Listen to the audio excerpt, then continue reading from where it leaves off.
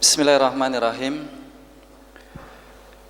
Alhamdulillahirabbil alamin hamdan haqqa hamdih. Asyhadu an la ilaha illallah wahdahu la syarikalah al-fardus samad alladzi lam yattakhidh sahibata wala waladan wa lam yalid wa lam yulad wa lam yakul lahu kufuwan ahad.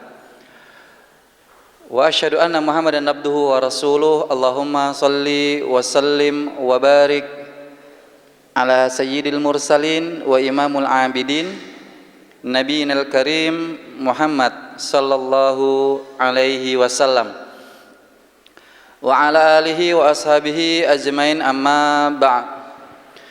Aba wal ummahat, ikhwatal iman, uhayyikum bitahiyatil ahlil jannah wa dinas salam. Assalamualaikum warahmatullahi wabarakatuh.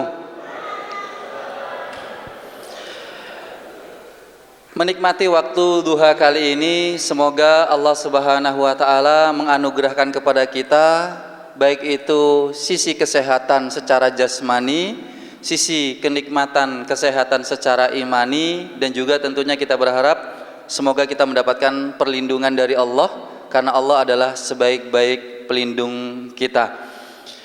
Bapak dan Ibu, teman-teman yang insya Allah dimuliakan oleh Allah Subhanahu wa taala, dan juga yang terkasih dan tersayang adik-adik yang hadir pada kesempatan Ahad pagi di Masjid Nurul Huda ini, mari kita awali semoga kumpulnya kita, silaturahimnya kita di kesempatan Ahad pagi ini penuh dengan keberkahan dan juga nanti menjadi asbab turunnya rahmat Allah. Mari kita awali dengan sebuah doa. Mohon diikuti. Subhanaka la ilma lana illa ma 'allamtana innaka antal alimul hakim. Alhamdulillah, semoga dengan lafal doa yang kita ucapkan, semoga Allah karuniai kepada kita semuanya anugerah rahmat, ampunan, dan juga tentunya ma'unah dari Allah Subhanahu wa taala. Amin ya rabbal alamin. Bapak dan Ibu, rekan-rekan dan adik-adik, saya kurang lebih 1 tahun yang lalu berada di Masjid Nurul Huda. Alhamdulillah diberikan izin oleh Allah pada kesempatan kali ini bisa kembali bertemu dengan panjenengan, bermuwajahah, bersemuka. Izin sharing tentang tema yang saat ini, yaitu kurikulum Nabi Ibrahim alaihissalam kepada putranya, yaitu Ismail alaihissalam. Saya awali dulu, tidak pada tema kita. Izin bertanya Bapak dan Ibu, khususnya teman-teman yang masih muda. Kalau dulu sedikit adik-adiknya, sekarang kok jumlahnya semakin banyak, alhamdulillah. Adik yang paling kecil umurnya berapa? Itu berapa itu adik? Umur berapa itu? Adik ya, bukan bayi. Nah, kalau bayi ada situ, itu yang paling kecil lagi itu ya. Yang ini adik yang ini? Ya, usia berapa dek? Ya, merah, ya, yang bersender. Nah itu. 8,5 tahun. Umur 8 tahun. Sudah besar ya. Masya Allah ya.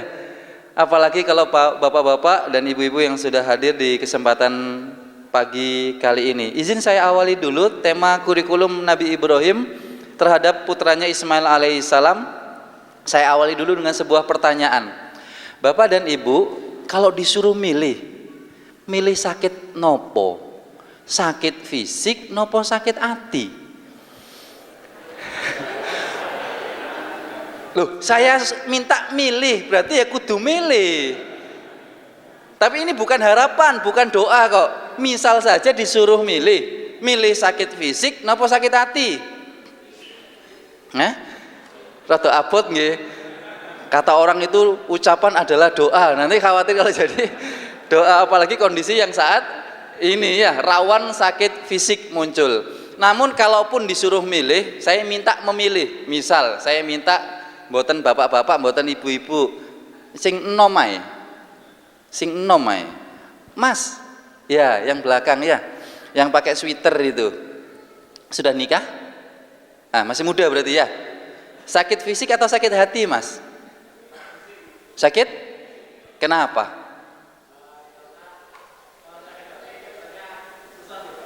Wih, sakit hati itu susah diobati, Pak. Ya, itu menjawabnya berdasarkan pengetahuan atau pengalaman? Sakit hati itu susah diobati, Mas. Oh ya, pengalaman atau pengetahuan. Bapak dan Ibu, teman-teman yang insya Allah dimuliakan oleh Allah Subhanahu Wa Taala, sudah saya tulis di situ jawabannya. Kalau kita disuruh milih, memang kalau saya pribadi milih sakit fisik. Mengapa? Karena sakit fisik itu gampang ketahuan, gampang kerasa. Leres nggih? Orang aja digigit sama nyamuk, langsung kita rasakan, langsung direspon untuk mengobati. Minimal nyamuk diapain, Pak? Dipukul. Itu proses untuk menyembuhkan dari rasa sakit kita, karena kita sadar kita itu lagi sakit. Jadi keenakan orang yang sakit fisik itu dia sadar dia itu sakit sehingga tahu apa yang harus dilakukan. Tapi kalau sakit hati, kira-kira sadar apa mboten, Pak?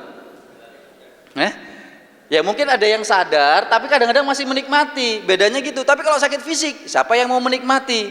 Pinginnya diobati. Tapi sakit hati, dia itu sadar, aku ini punya rasa tidak nyaman sama orang itu, tapi untuk mengobati kadang-kadang masih gengsi, Pak. Contoh, kita nggak enak sama si A, cara mengobatinya kan kita nggak enak ini, wah iki musuhku iki, wis ngerasani aku tok iki, pokoknya panas kupingku iki ngerasani dan sebagainya. Lah salah satu mengobatinya kan kita sowan silaturahim, tapi gengsinya, Pak, ngenteni dhek dhisik teko nang aku. Padahal Rasulullah boleh kita datang duluan, tapi gengsinya sulit diobati. Tapi bukan itu alasan yang paling penting. Alasan yang paling penting kalau kita milih sakit fisik, kalau sakit fisik itu Bapak Ibu itu untuk beribadah nyaman. Coba panjenengan perhatikan di rumah sakit. Di rumah sakit itu kan sakit fisik. Kata sing zikir napa mboten? Enten mboten tiang sing sak mantune diamputasi, ngertos nggih? Kakinya dipotong. Kira-kira sak mantune diamputasi nonton pornografi. Enten apa mboten? Mari kakinya dipotong langsung kemudian maksiat. Kira-kira orang yang dapat musibah itu kira-kira lebih taat atau lebih maksiat? Dek, loh, nek adik-adik ini insya Allah pahalanya banyak, Pak. Ya, yang kita ini loh, Pak. Orang yang di rumah sakit, saya dosen di kampus Setikes Katolik di Surabaya, Pak. Nah, kalau Setikes itu berarti kan dengan rumah sakit. Ya, saya dosen agama Islam kepada mahasiswa saya yang beragama selain Islam, tapi saya mengajarkan Islam terkait dengan pengobatan kesehatan secara sudut pandang Islam. Ternyata di rumah sakit sudah saya tanya versi Islam dan versi yang non Islam, semua orang yang di rumah sakit itu lebih taat, Pak. Tersebab nopo? Dia sadar sedang mengalami sebuah musibah sehingga membutuhkan bantuan Allah. Makanya banyak zikir orang yang di rumah sakit. Orang yang sakit fisik itu pasti untuk hal-hal yang sifatnya ibadah, nikmat.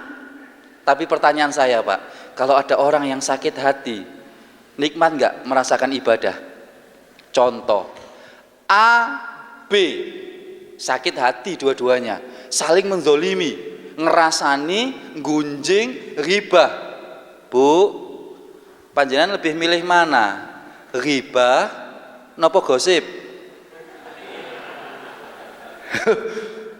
Niki beda, Pak, beda mengucapkannya meskipun maknanya sama. Pak, milih yang mana, Pak? Koruptor nopo maling? Kan kalau koruptor itu bahasanya lebih halus, padahal maknanya sama, sehingga kalau disuruh milih koruptor, padahal sama-sama maling. Dulu masih ingat di zamannya kita tahun 90-an, 80, 90-an, Pak, ada kupu-kupu malam, lagu kan. Sakniki berubah, pekerja seks komersil. Komersil itu berarti menguntungkan. Akhirnya banyak yang ke sana. Jadi bahasanya diperhalus gitu, Pak. Kembali lagi, Bu, gosip napa gibah? Nah, Bu, monggo dijawab. Oh, kalau saya nanya sama bapak-bapak deh, bapak-bapak kan kebanyakan yang diet itu bapak-bapak. Jadi Pak, paling enak itu diet nggak makan apa, Pak? Nggak makan nasi. Kalau menurut saya, Pak, diet paling enak itu kita nggak makan daging saudaranya sendiri, Pak. alias mboten ghibah. Jadi Bapak Ibu, misal A sama B sakit hati, A sama B sakit hati. Tiba-tiba A sama B mau sholat Jumat. Ini sudah pokoknya loro hati dua-duanya ini, sudah saling menyakiti lah. Berangkat sholat Jumat, pas di pintu gerbang masjid ketemu Pak. Kira-kira nopo sing diroso Pak? A kali B ketemu waktu mau masuk masjid. Kira-kira kan batin. Ketemu ambek wong iki meneh, ya Allah. Kok ya ketemu sama. Masuk tempat wudu, Pak. Kok ya jejeran. Kira-kira menikmati wudunya napa mboten? Napa kira-kira sing dipikiraken kali si A? Oh, tak siram wong iki yo panas aku wong iki. Kok ya ketemu. Tak siram ae wudu iki. Kok ya masuk, kok ya jejeran, Pak, waktu khutbah itu. Kira-kira bisa menikmati khutbah enggak? Panjenengan nggak usah malu-malu Pak, jawab saja berdasarkan pengetahuan saja ya, nggak usah pengalaman panjenengan. Kira-kira menikmati khutbah napa mboten? Mboten, sing dinikmati napa?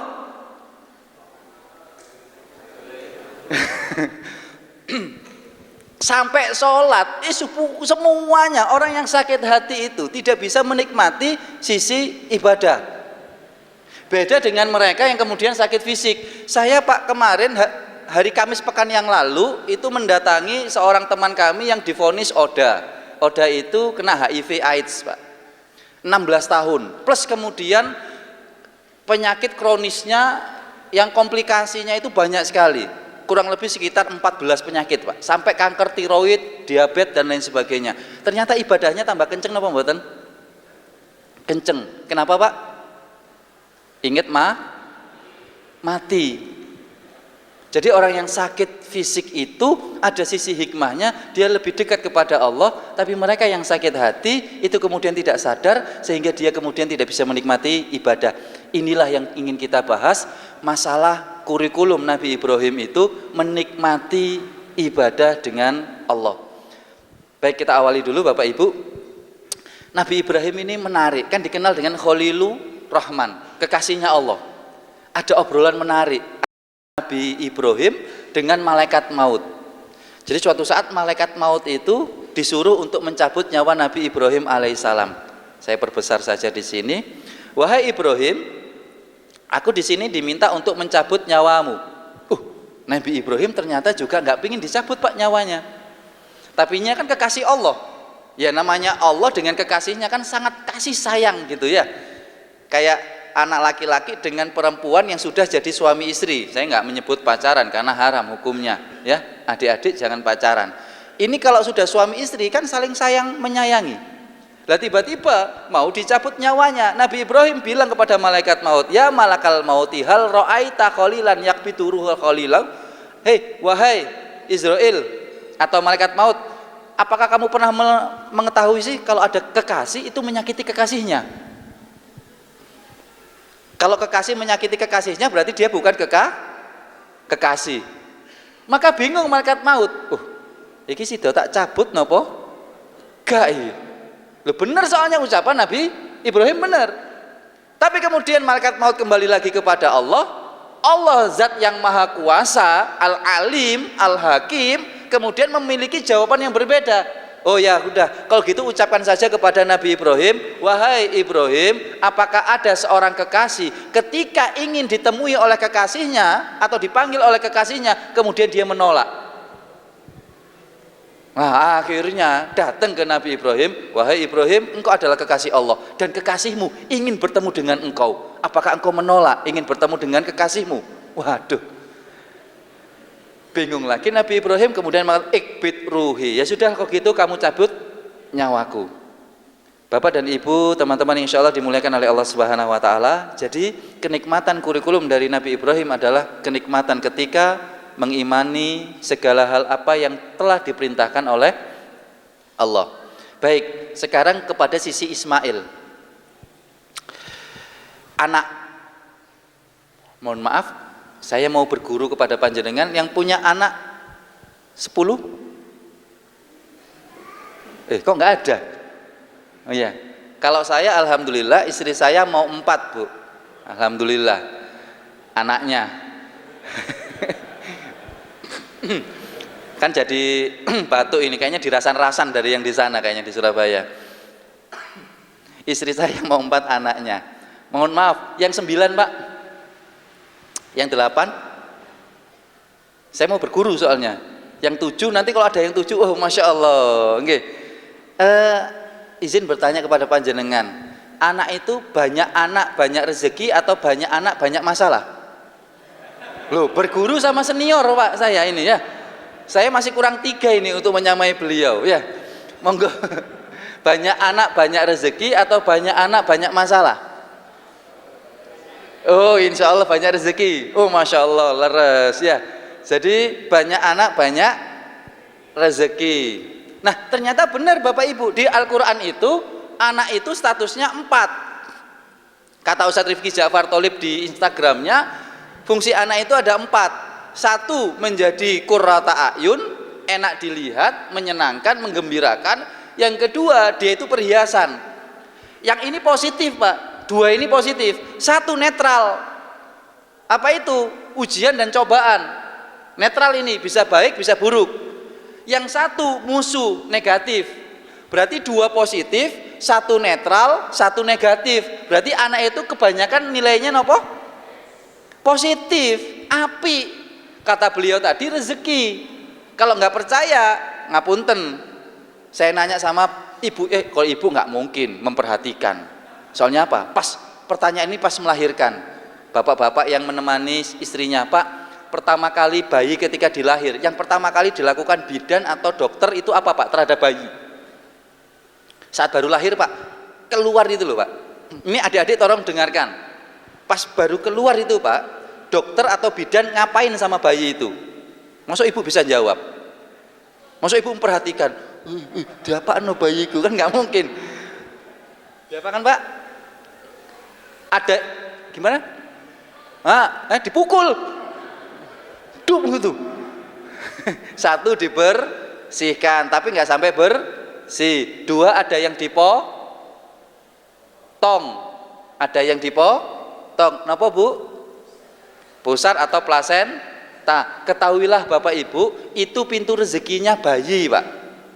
Karena bayi itu mengkonsumsi vitamin, mineral, karbohidrat itu lewat itu usus waktu di dalam rahim ibundanya. Pintu rezekinya 1 Pak. Tapi ketika lahir di dunia Pak, malah dipotong pintu rezekinya. Ibaratnya pintu itu kemudian ditutup, nggak bisa lagi. Akhirnya kan tertutup ya, ya Dik ya. Pusarnya terbuka apa tertutup Dik? Tertutup kan ya. Cuma kata orang itu pusar itu terbuka, makanya nek masuk angin biasanya Pak ditutup biasanya ya. Sama plester atau sama apa gitu ya. Tapi kenapa itu harus ditutup Bapak Ibu? Secara ilmu medis kedokteran itu kalau nggak dipotong Bapak Ibu, pintu rezeki yang lain nggak akan terbuka. Apa itu? 3 pintu rezeki nggak akan terbuka. 1, 2, 3. Mulut, 2 lubang hidung nggak akan berfungsi ketika plasenta itu tidak dipotong. Kalau panjenengan masih belum percaya, buktikan. Bu dokter, ojo diketok sih. Tak pastikan ini bayiku ini masih berfungsi nggak mulut sama hidungnya. Secara medis memang seperti itu. Sehingga kalau saya bahasakan, 1 pintu rezeki anak kita itu dipotong, ditutup, yang muncul 3 pintu rezeki. Pertanyaan saya, lebih banyak rezekinya pintunya atau lebih sedikit Pak ketika lahir? Lebih banyak. Maka banyak anak. Kok ragu-ragu ya? Bapak dan Ibu, jadi Ismail sebagai seorang anak statusnya memiliki 2 sisi positif, 1 sisi netral dan 1 sisi negatif setiap kepemilikan anak kita. Baik. 1. Apakah kurikulum Nabi Ibrahim alaihissalam, yaitu keteladanan? 1 itu dulu yang paling penting. Saya akan membahas kurang lebih secara singkat, itu ada 4. 1 yaitu pasangan yang solihah. Kurikulum Nabi Ibrahim kepada Ismail adalah memiliki istri yang baik. Yang kedua adalah sudut pandang keimanan, melihat dengan kacamata keimanan. Yang ketiga, doa yang ternikmati, lafal-lafal doa dari Nabi Ibrahim. Yang keempat adalah berdialog atau berkomunikasi dengan iman dan akal dari Nabi Ismail tersebut. Jadi yang pertama keteladanan, kenapa? Karena yang ternyata yang harus kita teladani tidak hanya Rasulullah Shallallahu Alaihi Wasallam, namun juga Nabi Ibrahim Alaihissalam pada surat Al-Mumtahanah ayat yang keempat ini ya. Singkatnya itu keteladanan. Yang menarik adalah di poin yang kedua, yaitu mau nggak mau, kan panjenengan tahu kisahnya ya, di mana yang paling banyak berinteraksi dengan Ismail siapa Pak di awal-awal? Nabi Ibrahim atau ibundanya? Yaitu ibundanya Hajar. Kisahnya insya Allah populer. Suatu saat di surat yang ke-14 surat Ibrahim ayat yang ke-37, Rabbana inni askantu min dzurriyyati biwadi ghairi dzar'in inda baitikal muharram Rabbana liyuqimus shalah faj'al af'idatan minan nasi tahwi ilaihim warzuquhum minas samarati la'allahum yashkurun. Surat yang ke-14 ayat 37 ini memiliki sebab kisah, asbabul nuzul kalau dalam bahasa Al-Qur'an. Izin saya sampaikan bapak-bapak, khususnya bapak-bapak, doa ini diamalkan, Pak. Saya mengamalkan doa ini kalau saya meninggalkan anak istri saya di rumah. Contoh, saya keluar rumah, maka yang saya baca satu, doa keluar rumah, bismillahirrahmanirrahim, la haula wala quwata illa billah. Yang kedua, doa naik kendaraan, subhanalladzi sakhkhara lana hadza. Dan yang ketiga, saya tambah doa ini, Pak. Kenapa? Karena kita seorang suami yang keluar dari rumah, maka tidak bisa menjaga kewajiban kita untuk menjaga anak dan istri kita tinggalkan. Lalu siapa yang bisa menjaga? Tetap kita punya kewajiban. Maka caranya itu adalah kita tidak meninggalkan anak dan istri kita dengan kita meninggalkan kewajiban kita, tetap kita lakukan, tapi kita titipkan kepada Allah untuk menjaga. Mirip kisahnya Nabi Ibrahim saat mendapatkan perintah untuk membawa Hajar dengan Ismail dari Syam menuju kota Bakkah atau Mekah, kemudian ditinggalkan di tempat padang tandus gersang, nggak berpenghuni sama sekali, Pak. Intinya darurat, begitu banyak ujian dan cobaan, bahkan mara bahaya. Maka kemudian membaca doa ini. Jadi kalau izin saya sharing, memang tidak ada dalilnya Pak, tapi bagi saya ini menjadi hal yang bisa kita amalkan karena memang ini adalah ayat Al-Quran yang sifatnya umum. Nah, ayat ini turun saat kisah yang sudah populer, tapi secara singkat ingin saya informasikan. Ketika Nabi Ibrahim alaihissalam mengikuti, mentaati perintah Allah yang nggak masuk akal, apa itu? Lama nggak punya anak, tiba-tiba dapat anak, masih bayi, masih menyusui, disuruh bawa keluar kota. Izin bertanya, ibu-ibu, bayinya itu biasanya berani dibawa keluar kota usia berapa, Bu? Standarnya berapa bulan? Biasanya paling cepat 3 bulan. Lah ini masih pada posisi menyusui, dibawa perjalanan. Kok ya di tempat yang nggak ada orang ditinggalkan istri sama bayinya, Pak? Pertanyaan saya, Nabi Ibrahim itu pas meninggalkan Hajar dan putranya yang masih menyusui Ismail alaihissalam, itu posisinya berat napa mboten, Pak? Berat. Pertanyaan saya, noleh napa mboten? Pas meninggalkan, ya sudah perintah Allah, ditinggalkan kemudian pergi. Noleh napa mboten, Pak? Boten, karena hadisnya diriwayatkan oleh Abdullah bin Abbas, wala yatalattof, nggak menoleh sama sekali Nabi Ibrahim, nggak menoleh Pak. Soalnya kenapa? Nek kira-kira barang ngelirik titik misalnya Pak, jadi berangkat atau enggak Pak? Itu loh Bu, kayak film-film Korea itu loh ya, kayak berat meninggalkan kasihnya, kemudian nengok, aduh tambah berat, akhirnya nggak jadi pergi. Kenapa Nabi Ibrahim itu wala yatalattof, tidak melirik? Karena berat. Sudah fitrahnya ayah itu berat, tapi karena itu perintah Allah, mau nggak mau ya harus ditinggalkan karena sudah perintah. Namun apa yang terjadi? Tetap satu Pak, kalaupun kita harus meninggalkan, kalau dalam kaidah usul fikih itu la yutrakul wajib ila liwajibin, boleh kita meninggalkan kewajiban asal ada kewajiban yang lain yang harus kita lakukan. Panjenengan punya kewajiban mendidik istri dan anak, melindungi istri dan anak di rumah, itu kewajiban suami. Tapi kan panjenengan punya kewajiban mencari nafkah. Boleh kita tinggalkan kewajiban untuk mencari ketika melakukan kewajiban yang lain, boleh. Tapi kalau kita meninggalkan kewajiban tapi mari ngono gak ngelakoni kewajiban, itu yang salah. Akhirnya pergilah Nabi Ibrahim, tapi kewajibannya diberikan bekal. Bekal itu disampaikan dalam hadis itu sekantong kurma dan juga kemudian minuman. Singkat cerita habis. Tapi di balik bukit kemudian Nabi Ibrahim berdoa dengan doa ini tadi, Pak.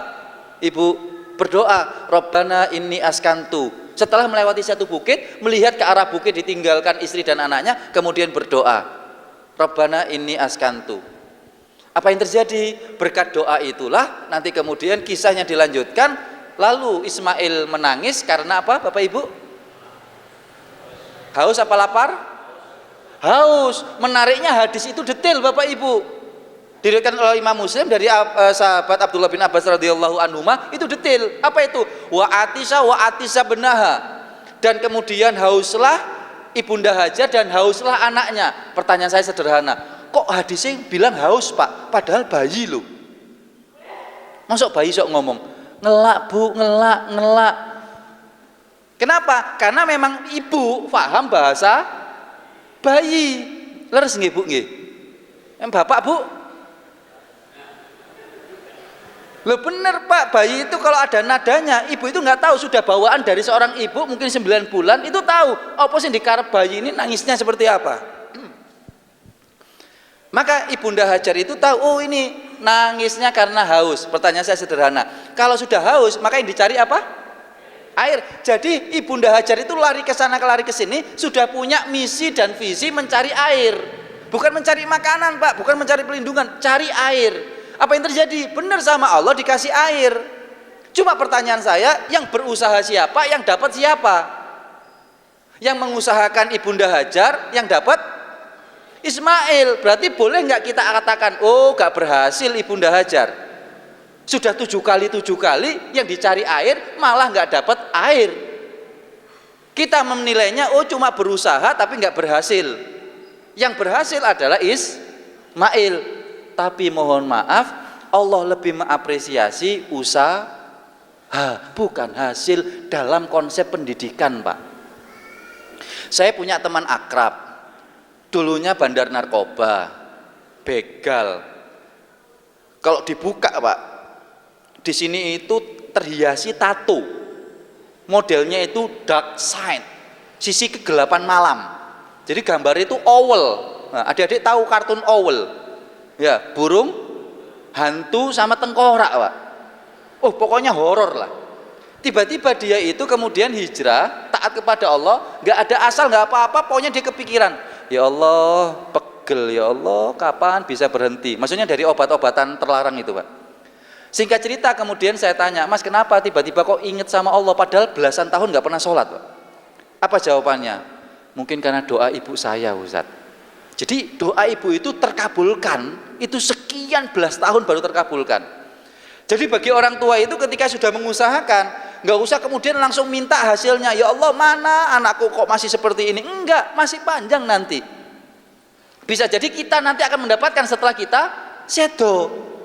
Mirip dengan kisahnya Khidir dengan Nabi Musa, kisah yang nomor 3. Tasik iling, Pak.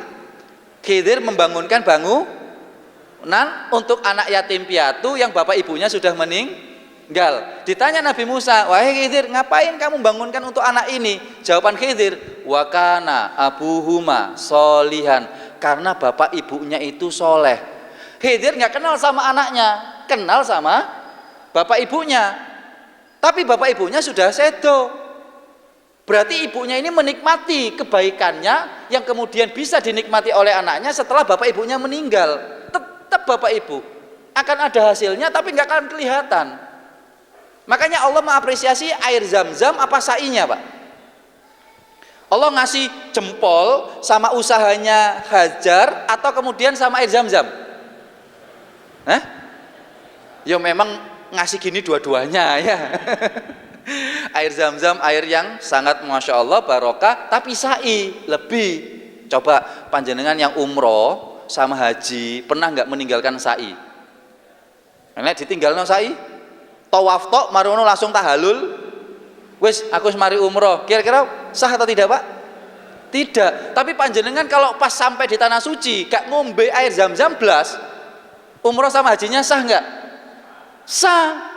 Tapi ya kebangetan Mbak ya, sudah sampai sana kok gak minum Zam-Zam. Bahkan kalau saya nyarankan ojo minum banyu putih kecuali Zam-Zam di sana. Bahkan kalau perlu nggak usah minum yang lain kecuali Zam-Zam.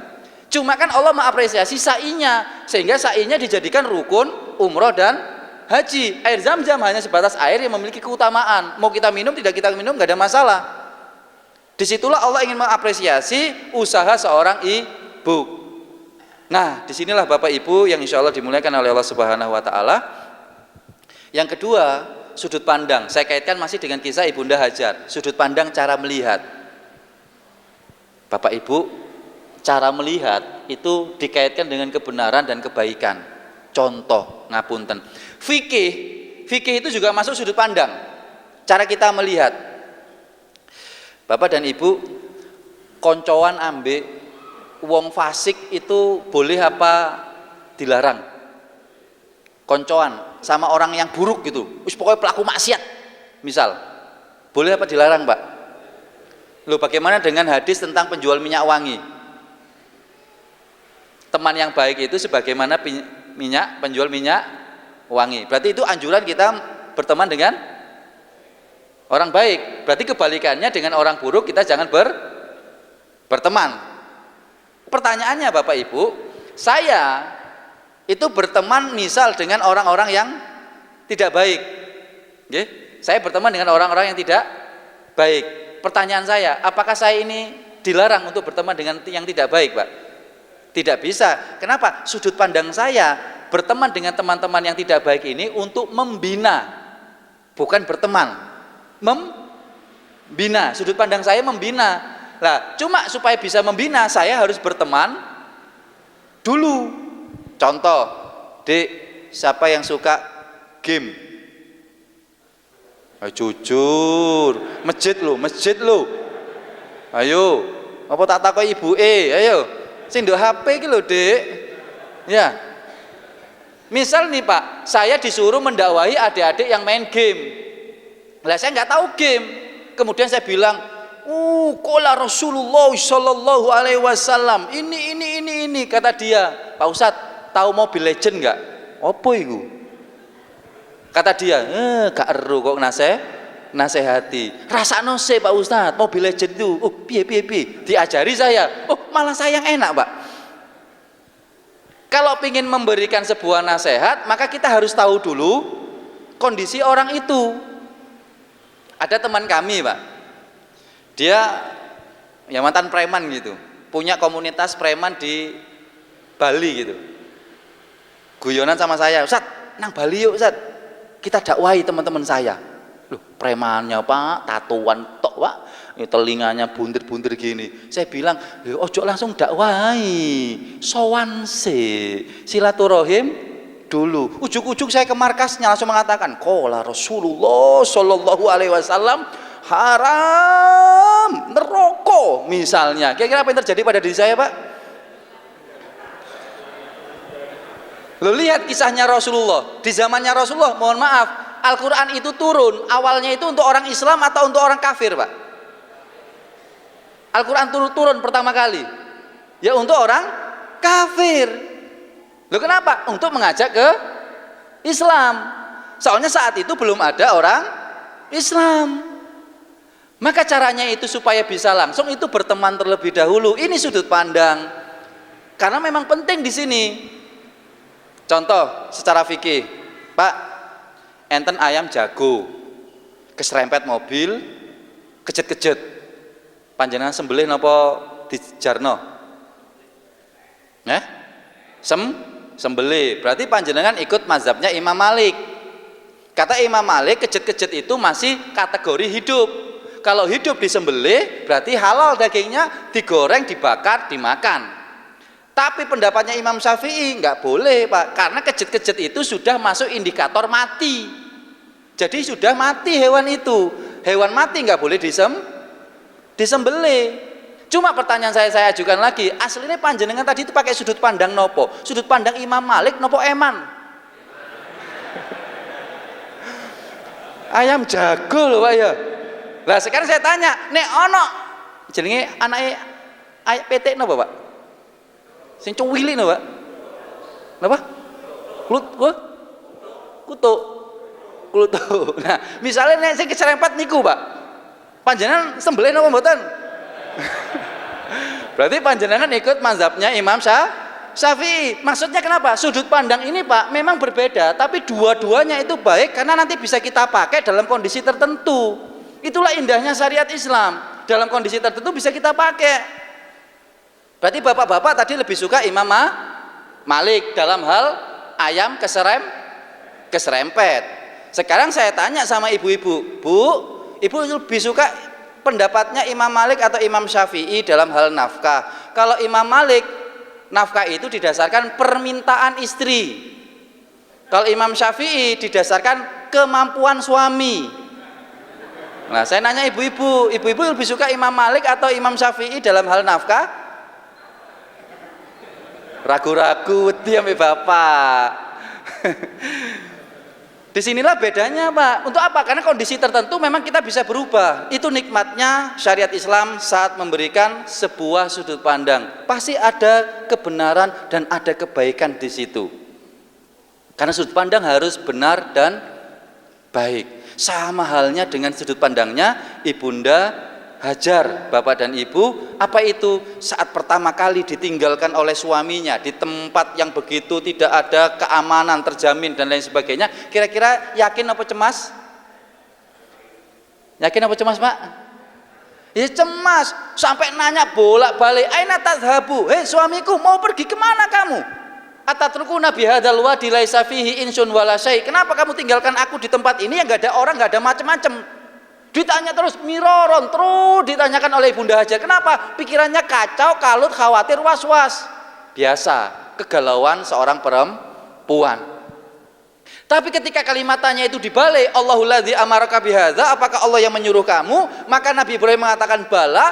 Saat itu muncul kemudian sudut pandang yang sebelumnya khawatir, cemas, takut menjadi tenang. Kenapa? Idzan la yudayyi'una. Kalau memang seperti itu, Allah nggak akan pernah menyia-nyiakan kami.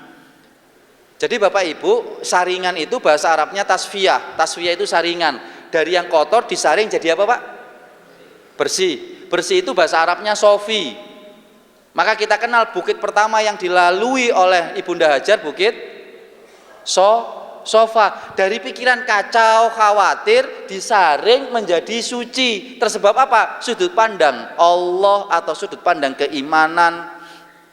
Maka disinilah kurikulum Nabi Ibrahim itu satu, bagaimana kemudian memberikan keteladanan dan mengajari istrinya mencari pasangan. Maka penting teman-teman yang masih bujang, yang belum nikah sama sekali, bukan yang sudah nikah sekali, ya carilah pasangan yang solihah. Karena Rasulullah mengatakan itulah sebaik-baik kebahagiaan bagi seorang muslim. Arbaun minas sa'adah, ada 4 kebahagiaan, yaitu 1, almar'atus solihatu. Almar'ah itu artinya, Pak, perempuan tunggal. Kalau perempuan jamak, an-nisa'u. Nah, hadisnya almar'atu. Ibu seneng sama hadis ini.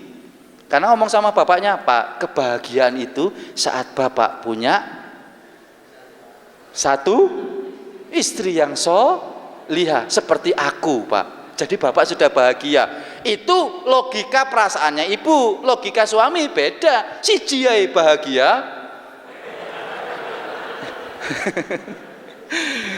Sudah ya. Jadi ada kebenaran, ada kebaikan. Saat itu juga muncul sisi-sisi keimanan. Karena kalau keimanan itu pasti memunculkan kebaikan, Bapak Ibu. Nggak mungkin tidak. Saya ulangi lagi, keimanan itu pasti memunculkan kebaikan. Maka kembali lagi saya pesan kami kepada teman-teman yang belum nikah sama sekali, coba carilah pasangan yang kemudian mendasar pada kesolihannya. Meskipun yang lainnya jadi bonus, Mas. Jadi bonus. Kalaupun ibu-ibu juga mau mencari menantu, saya ada stok juga kok, Bu, ya. Ready stock, ya. Karena di Surabaya insya Allah kami sedang bikin konsep kelas pranikah dan kelas pasca nikah.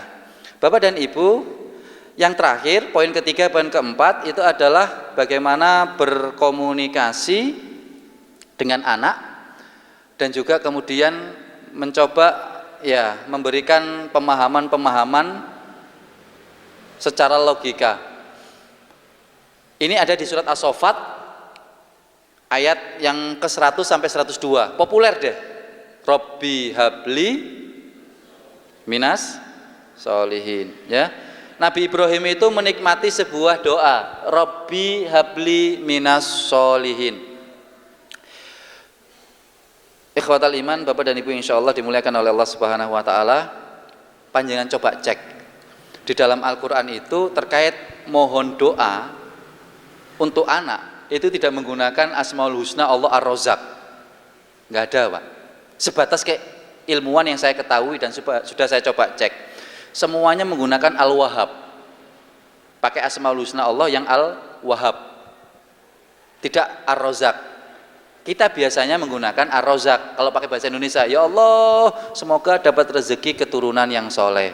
Tapi dalam Al-Qur'an karunia, bukan rezeki. Karena kalau rezeki itu di bawahnya karunia. Karunia lebih luas. Maka menggunakan Al-Wahhab.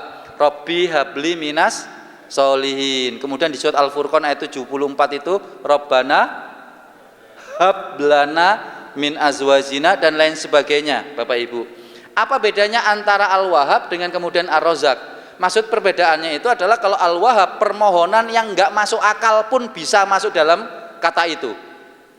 Jadi kalau panjenengan memohon doa yang sifatnya enggak masuk akal, pakai Al-Wahhab.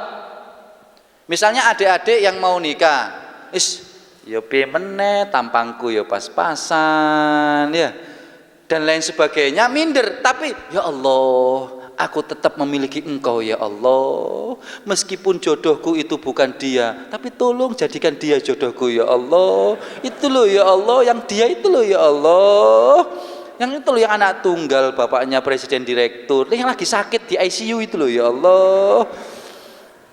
Boleh meminta sesuatu yang nggak masuk akal, tapi dengan satu catatan, kuat imannya. Kalau nggak dikabulkan, jangan nyalakan Allah. Kenapa? Karena ada Al-Wahhab. Al-Wahhab itu permohonan yang tidak masuk akal. Dan apakah ada yang terjadi seperti itu? Ada, Pak. Panjenengan akui, pernah nggak panjenengan mendapati sesuatu yang nggak masuk akal, tapi panjenengan terima? Kita lo nggak pernah minta, tiba-tiba sama Allah dikasih. Sering kan? Sering. Jujur, pagi ini ada nggak minta udara sama Allah? Saya minta oksigen. Ya Allah, oksigen, ya Allah, oksigen, oksigen. Panjenengan nggak minta kan? Dikasih? Penting nggak oksigen itu? Penting. Kita semuanya mendapatkan Al-Wahhab loh, Bapak Ibu. Yang nggak pernah minta mobil tiba-tiba dapat mobil. Yang nggak punya anak, nggak pingin punya anak tiba-tiba dapat anak. Wah, Pak, arek nom-nom niku. Yo, berharapnya gak pingin tuh ya anak, akhirnya dapat. Loh, itu loh rezeki anak. Maka kita harus mengakui banyak hal Al-Wahhab yang kita dapatkan. Tapi dengan catatan satu, kalau mengucapkan Al-Wahhab, siap imannya supaya nanti ketika takdirnya tidak sesuai dengan yang diminta, kita tinggal mengimani saja ini yang terbaik. Tapi kalau kita nggak siap, Pak, nggak siap. Contoh, datang ke rumah saya seorang akhwat ditemani oleh ibunya 2 hari yang lalu. Perempuan ini pokoknya apa ya, ibaratnya itu kayak bipolar. Bipolar itu gampang sensitif, agak punya karakter ganda gitu, Pak, sifat ganda gitu. Datang ke saya curhat kurang lebih hampir 2 jam sama ibunya. Intinya dia mengatakan Allah itu kurang baik sama saya.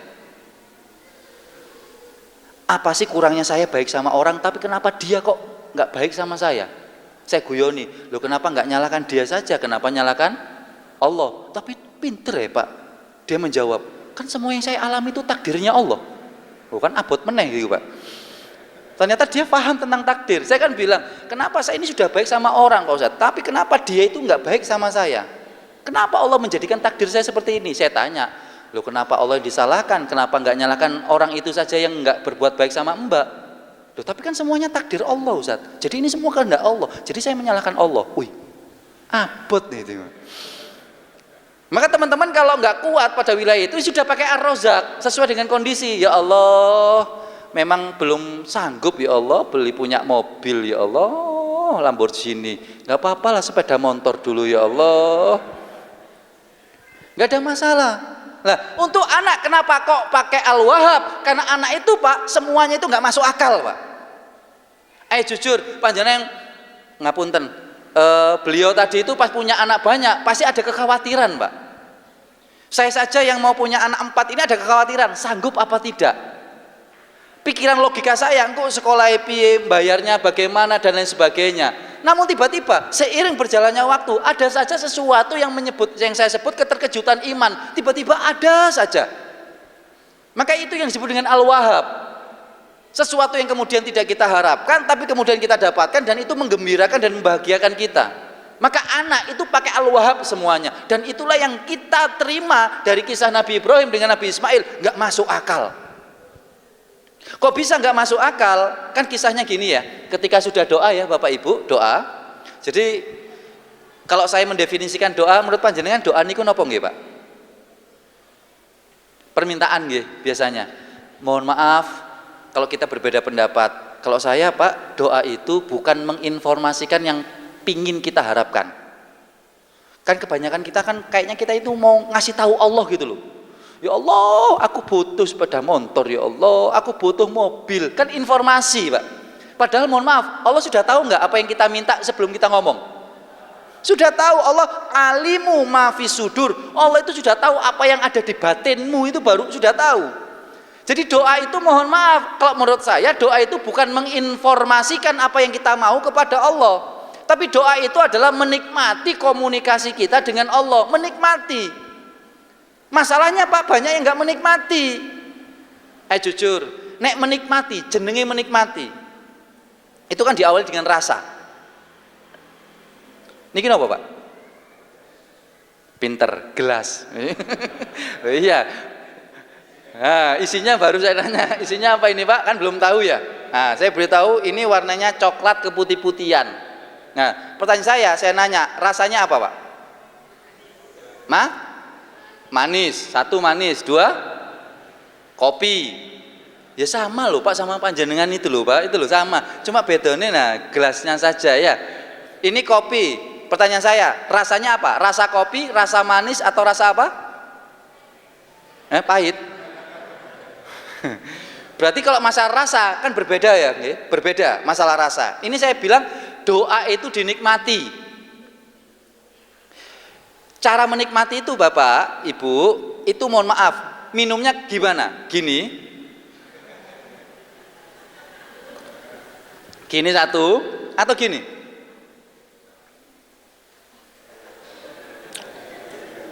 Yang mana, Pak?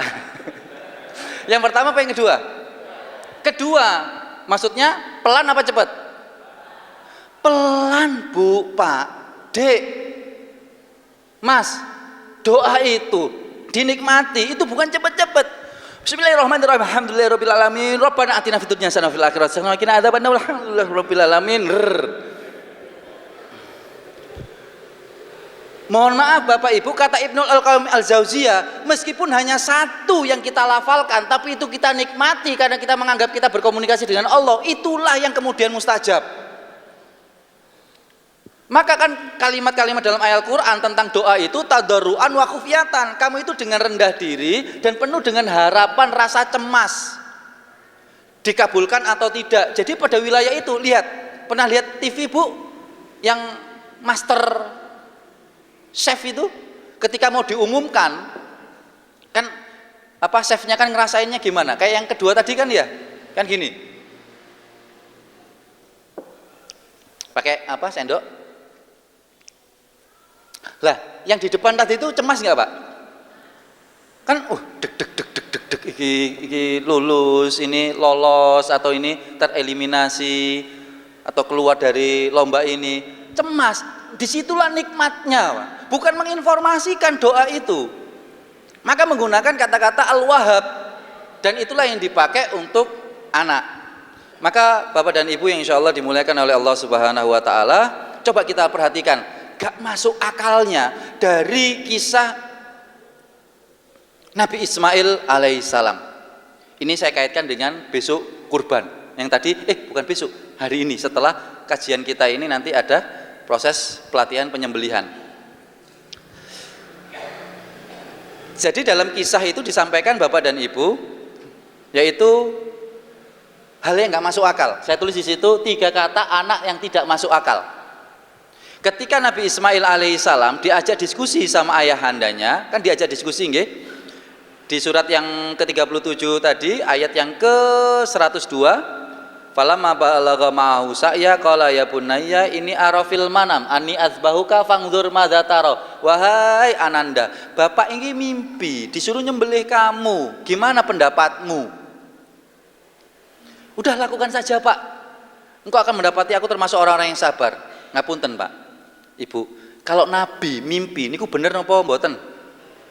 Bener. Kudune kan bahasane Nabi Ibrahim kepada Nabi Ismail gini, le eling bapak Nabi Rasul mambengi bapak mimpi dikongkon nyembelih awakmu, berarti tak pateni ya kamu ya, taat ini bener iki mimpine Nabi, taat. Ternyata enggak Pak, masih dikasihkan kesempatan untuk nanya kepada anaknya, apalagi kalau anak itu sudah akil balik. Bapak Ibu, kalau saya ke anak-anak muda, saya itu pakai konsep tertarik lalu menarik.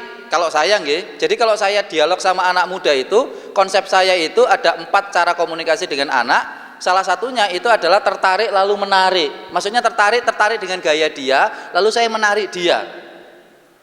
Di sini perlu kemudian adanya dialog, nggak langsung kemudian memvonis, menyalahkan dan lain sebagainya. Maka Nabi Ibrahim juga gitu, fangzur madza tara, bagaimana pendapatmu? Padahal Nabi Ibrahim sudah tahu itu benar perintahnya Allah, tapi masih minta pendapatnya anak. Yang menarik adalah jawaban Nabi Ismail alaihissalam saat, ya sudahlah, if'al ma tu'mar, lakukan saja wahai ayahanda, engkau akan mendapati aku termasuk orang yang sabar. Bapak Ibu, lihat kesabarannya Nabi Ismail itu nggak masuk akal. Kenapa nggak masuk akal? Sudah diinformasikan oleh ayat Al-Quran di tengah-tengah ayat tadi, yaitu wabasyarnahum bigulamin halim, dan telah kami berikan berita gembira bahwasanya dia termasuk orang yang sabar, tapi menggunakan redaksi halim Pak. Ini fabasyarnahu bigulamin halim, tapi diterjemahkan sabar. Halim itu sabar. Halim itu kesabaran yang nggak masuk akal. Seperti apa yang nggak masuk akalnya dari Nabi Ismail alaihissalam? Sebagai penutup adalah kalimat ini. Yang pertama, Nabi Ismail kemudian saat mau disembelih, saat mau dalam tanda kutip ya dilakukan eksekusi oleh Nabi Ibrahim alaihissalam, yang pertama ucapannya ini, dan ini kemudian menjadi syariat saat menyembelih hewan kurban. Jadi syariat penyembelihan hewan kurban itu mendasar kepada ucapan Nabi Ismail alaihi salam. Yang pertama, kencangkan ikatanku agar aku tak lagi bergerak. Bayangkan, kira-kira ada nggak anak yang seperti itu Pak, Bu? Le, kene, tak tempeling awakmu. Tempeling Pak, ini Pak, sebelah kene Pak, sebelah kene. Wih lho Pak, gak apa-apa, kenceng-kenceng gak apa-apa. Ada nggak Pak? Nggak ada. Lo Nabi Ismail, le, tak sembelih lo awakmu. Apa? Tolong dikuatkan lagi ikatannya. Kesabaran level tinggi Bu. Usbut ribati hatta la ator riba, tolong diikat yang kenceng wahai ayahanda, supaya nanti ketika aku disembelih, aku itu tidak bisa melepaskan, nanti kemudian khawatir memukul engkau. Bayangkan, mau jadi korban masih mikirkan bapaknya Pak. Tolong dikencengkan lagi. Dan itu dipakai oleh Rasulullah. Maka kalau menyembelih hewan kurban, dipastikan ikatannya itu, kencangnya itu maksudnya bukan menyakiti, tapi supaya tidak terlepas. Kejadian kan beberapa tahun yang lalu, sapi sudah disembelih, sudah keluar, ikatannya nggak kencang, akhirnya sapi itu berdiri lari, horor, lendang-lundung ini. Loh, kan ada itu di YouTube. Dan ini menyakiti, maka tidak sah bahkan nantinya. Maka usbut ribati la hatta la atar riba, tolong kuatkan ikatannya supaya aku nanti tidak melepas karena kesakitan disembelih, supaya aku tidak menyakiti engkau, tidak memukul engkau wahai ayahanda. Masya Allah, gak masuk akal di sini Pak. Tapi itulah yang kemudian terjadi. Yang kedua, sing-singkanlah baju engkau agar darahku tidak mengomotori bajumu. Supaya apa? Supaya ibu tidak sedih. Wala tahzan ummi, supaya ibu nanti tidak sedih ketika melihat darahku yang ada bercak di bajumu wahai ayahanda. Sampai masih memikirkan orang tua Pak. Anak itu masih memikirkan orang tua Mas, Dek. Maka ini kemudian dipakai syariatnya oleh Rasulullah saat menyembelih, jangan sampai memunculkan kesedihan kepada saudaranya Pak. Maka kalau menyembelih hewan kurban itu, kalau memang areanya sempit, ditutup pakai kain hitam. Di sini disembelih, 1 meter kemudian kambing lainnya yang ternyata notabene-nya adik kandungnya, Pak. Misal ini disembelih 1 meter, ada kambing yang lain ternyata saudaranya. Lah kemudian live, siaran langsung, adiknya melihat kakaknya disembelih, maka diusahakan ditutupi. Ya kalau ada suara ya itu sudah kondisi, tapi ada usaha untuk menjaga supaya tidak memunculkan kesedihan sebagaimana yang ini. Jangan sampai ibu nanti sedih gara-gara nanti darahku kena menempel di bajumu wahai ayahanda, nanti fatahzan ummi, nanti sedih ibuku.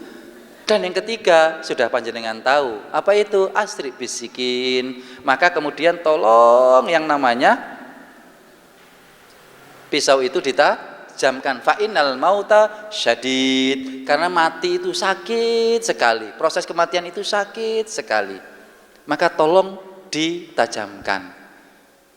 Ini ternyata ucapannya Nabi Ismail. Memang Bapak Ibu, ini kisah ini memang tidak termaktub dalam hadis, tapi dalam kisah Israiliyat. Tapi memang pada kondisi yang tertentu kita boleh menggunakan hal-hal yang tersebut. Oleh karenanya, Bapak dan Ibu yang insya Allah dimuliakan oleh Allah Subhanahu Wa Taala, itulah kisah singkat tentang kurikulum Nabi Ibrahim alaihissalam kepada putranya Ismail alaihissalam. Sebagai closingnya, penutupnya adalah kesimpulannya. Saya tulis di situ, nilai hikmah daripada kisah Ibrahim alaihissalam, satu, akal itu untuk menguatkan keimanan, bukan untuk menabrak keimanan. Akalnya Ibunda Hajar meyakini Allah nggak akan menyia-nyiakan meskipun kondisinya dan pikirannya kacau, tapi kemudian iman yang lebih diutamakan dan hasilnya akan muncul nanti. Hasilnya akan muncul nanti ke depannya. Akhirnya muncul air zam-zam dan lain sebagainya. Setiap keimanan akan diuji untuk menegaskan keyakinan tersebut. Yang namanya pengetahuan harus diuji dengan ujian sekolah. Yang namanya keimanan harus diuji dengan ujian kehidupan, agar yakin atau tidak dengan hal-hal keimanan tersebut. Apa yang diperoleh anak hakikatnya adalah usaha orang tua di dalamnya. Ini adik-adik tolong diperhatikan. Demi Allah Mas yang sudah akil balik, apapun yang Anda terima, nilai 100 enggak remedi nilai A+, itu ada usaha malam harinya dari orang tua. Adik-adik waktu ujian pasti pernah merasakan ya. Iku apa jawabannya? A, B, C, D. Apa yo? Ngerti kok iki mau jawaban iki lho. Isu mau sinau, tak apal. Ya Allah, apa ya Allah. Tolong Dek, jangan pakai benik. A, B, C, D, jangan. Ya Allah, pakai sholawat, pakai zikir, nanti muncul biar, pas biar itu, iki jawabannya. Itu bisa jadi karena doanya ibu tadi malam, bukan karena kepintaran kita. Kenapa? Semua yang didapati anak itu pasti ada urusan dari usaha orang tua. Pun demikian Pak, kayak kita ini yang sudah usia 40 tahun ke atas, kayak saya sudah usia 40 tahun ke atas, itu disindir sama Allah. Kita pun yang sudah anak-anak yang usia 40 tahun ke atas itu diminta untuk ingat sama orang tua yang doanya mirip dengan doanya Nabi Sulaiman itu, Robbi auzi'ni an ashkura nikmatakallati an amta alayya wa ala walidayya wa an amal sholihan tarda wa aslili fi dzurriyyati inni tubtu ilaika wa inni minal muslimin. Surat Al-Ahqaf ayat yang ke-15 itu. Jadi apapun yang kita terima diminta untuk mengingat orang tua. Apresiasi Allah pada ikhtiar, hasil hanya bonusnya saja. Jadi jangan terlalu kita meminta hasil khususnya orang tua yang mendidik anaknya. Saya sangat terinspirasi dengan teman-teman yang kemudian punya masa lalu yang begitu tidak baiknya, tapi tersebab doa orang tua kemudian mereka hijrah. Titah atau perintah Allah adalah perintah tanpa diikuti kata tanya. Kalau sudah diperintahkan nggak usah kemudian banyak nanya. Itu adalah wilayah keimanan. Sudah diikuti saja, insya Allah akan ada janjinya Allah. Karena kita sering mengucapkan Pak, dalam akhir doa setelah azan, innaka la tukhliful mi'ad. Sesungguhnya engkau Allah tidak pernah mengkhianati janjimu. Konsep ikhtiar, buat target, awali dengan niat suci, lakukan dengan optimal. Seperti halnya Ibunda Hajar tadi itu, jadi sudah terniati untuk mencari air dan kemudian dilakukan dengan sebaik-baiknya. Niatnya adalah sofa, yaitu suci itu tadi, kemudian dengan usaha yang maksimal. Terakhir, bekali keluarga dengan bekal yang terbaik dan bermanfaat. Sebagaimana seorang suami tadi saya sampaikan, doa terbaik kita kepada keluarga kita adalah doa-doa kita, khususnya di sepertiga malam ataukah di waktu-waktu mustajabah.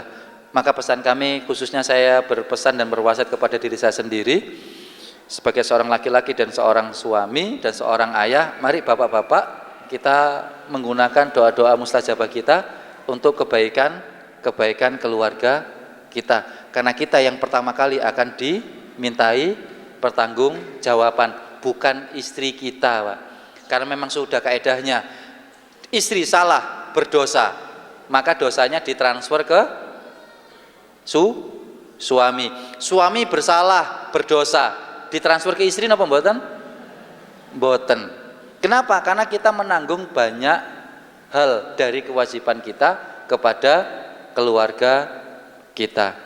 Ini yang dapat saya sampaikan. Terima kasih atas kesempatannya dan semoga sedikit banyak ini memberikan manfaat untuk panjenengan. Terima kasih. Assalamualaikum warahmatullahi wabarakatuh.